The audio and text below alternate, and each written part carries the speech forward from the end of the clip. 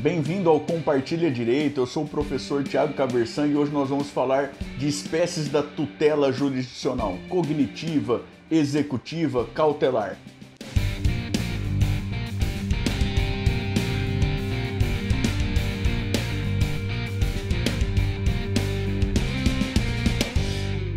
Hoje nós vamos conversar sobre as espécies da tutela jurisdicional, a tutela cognitiva, a tutela executiva, a tutela cautelar. O que distingue essas tutelas? O que caracteriza cada uma delas? Para que serve? Vamos começar lá pela tutela cognitiva, o tal processo de conhecimento.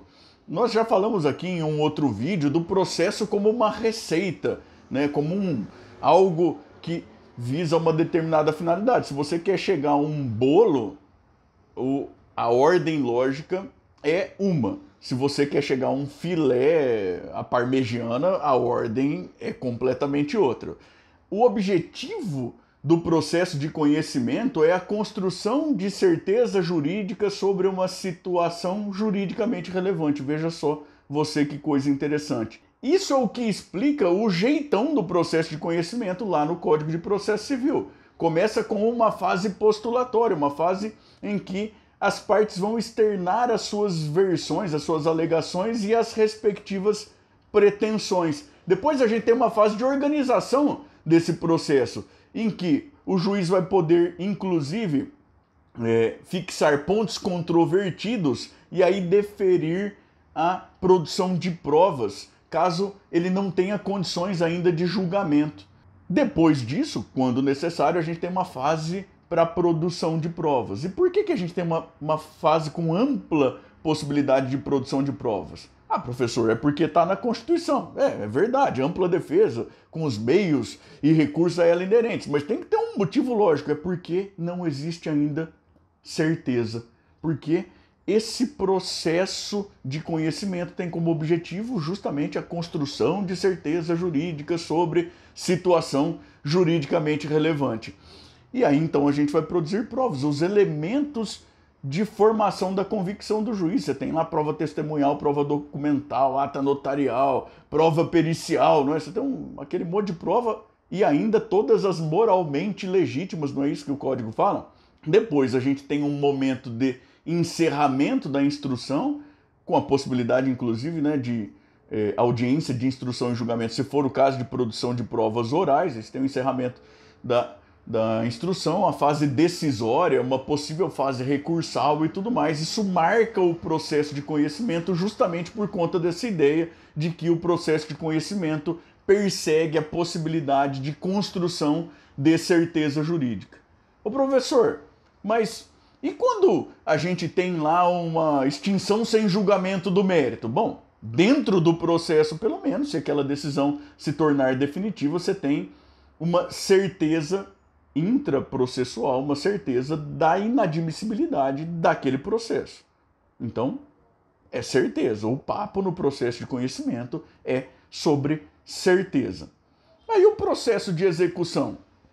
O processo de execução, a tutela jurisdicional cognitiva, ela é regulada em outros lugares do Código de Processo Civil, em dois, para falar a verdade, né? A gente tem tutela jurisdicional executiva lá no cumprimento de sentença, tem natureza de tutela jurisdicional executiva também. O tratamento do cumprimento de sentença está no livro do processo de conhecimento, até por uma questão simbólica, né? É a questão da gente enxergar o processo, aquele processo sincrético, né? A fase do cumprimento de sentença como integrada à fase do processo de conhecimento, a desnecessidade de se instaurar uma nova relação jurídico-processual e tudo mais, mas é uma fase dedicada à tutela jurisdicional, à técnica jurisdicional executiva. E também o processo de execução de títulos extrajudiciais, esse que é regulado lá em um outro livro da parte especial, não é verdade?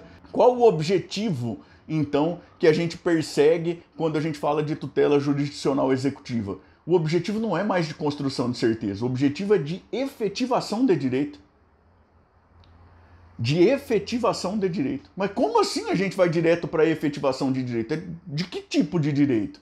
É a efetivação de um direito a respeito do qual existe uma presunção relativa de legitimidade que decorre da existência de um documento distinguido pela legislação como título. Credo, professor, que coisa complicada. Bom, no fundo a coisa não é tão complicada assim, não. Se você tem determinados documentos, títulos executivos, eles outorgam uma presunção de legitimidade do direito. E você, com essa presunção de legitimidade, pode perseguir diretamente efetivação desse direito. Se você não tem esse documento, você fica sujeito lá ao processo de conhecimento. Você precisa ir atrás da construção de certeza jurídica. Vejam, é porque o objetivo do processo de execução é a efetivação de direito que o encadeamento procedimental do processo de execução é tão diferente. É comum que no processo de execução venha a pretensão do autor e o executado, a pretensão do exequente, para tratar aqui a coisa de maneira tecnicamente mais específica, vem a pretensão do exequente e o executado ele é citado ou intimado para cumprir a obrigação. Ele é até advertido de que se ele quiser ele pode se defender também, mas ele é cientificado de que tem prazo para cumprir, sob pena de desdobramento dessa tutela jurisdicional executiva com a prática de atos de constrição, penhora, bloqueio de bens, inscrição de nome em cadastros restritivos de crédito, esse tipo de coisa. Nossa, mas é uma coisa violenta e é muito diferente do processo de conhecimento. Bom, claro que é diferente, se não fosse diferente não precisava ter outro processo, né? E é diferente justamente porque existe uma presunção de legitimidade, é uma presunção relativa, admite prova em contrário, mas existe a presunção de legitimidade que decorre do título. Não é uma coisa linda? Vamos falar a verdade. Parece um céu estrelado, né? Tudo bonitinho, tudo encaixa com tudo e tal. E aí a gente tem uma terceira técnica jurisdicional para a qual o nosso código anterior dava bastante importância. Tinha um livro inteiro para falar dela. Aquele livro inteiro foi espirrado em alguns procedimentos por aí e tal, e com aquele nome virou 6 artigos, judiação, está lá nos artigos 305 a 310, que é a tutela cautelar. Mas que como técnica procedimental é de extrema importância ainda. A tutela jurisdicional cautelar ela tem um outro objetivo que não se confunde com o objetivo do processo de conhecimento, não se confunde com o objetivo do processo de execução. O objetivo da tutela jurisdicional cautelar é a proteção da possibilidade de efetivação de um direito que é, em relação a ela, a tutela cautelar é um direito principal em relação a ela. Então, é uma característica fundamental da tutela cautelar a tal referibilidade. Ela sempre está referida a um outro direito que, em relação a ela, é principal. Ela só tem sentido se ela estiver protegendo a possibilidade de efetivação desse outro direito. Então, se tem um outro direito, por exemplo, um direito de receber um crédito, né? E existe um risco de não conseguir efetivar esse direito.